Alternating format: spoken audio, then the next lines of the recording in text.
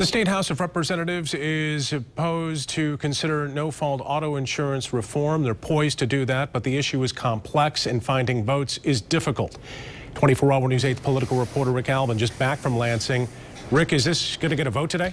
Yeah, Brian, if I had to guess, I would say it will, but it's not going to be the plan that we've talked about before.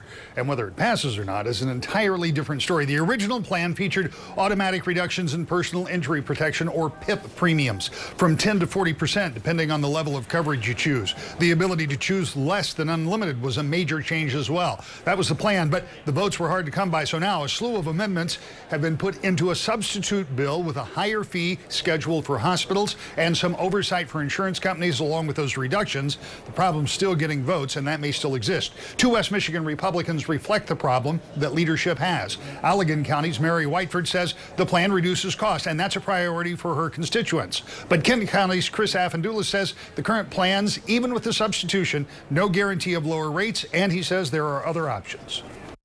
Over about 2 years, I knocked on over 13,000 doors in Allegan County. The number one issue I heard over and over again was the high cost of auto insurance.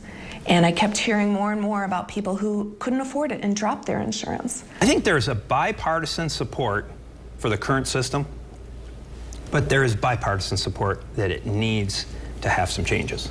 And I think that if we could get beyond just looking at one bill. And with that kind of division in the Republican Party, Speaker Leonard has said from the outset he'll need as many as 15 Democrats. Question is tonight, can the minority party put out enough votes to get to 55? If they don't, it's back to the drawing board with many more pieces of legislation that could be considered. Question is, if this one's not successful, will they be? In studio control, I'm Rick Albin. 24-Hour News 8 at 6 continues in a moment.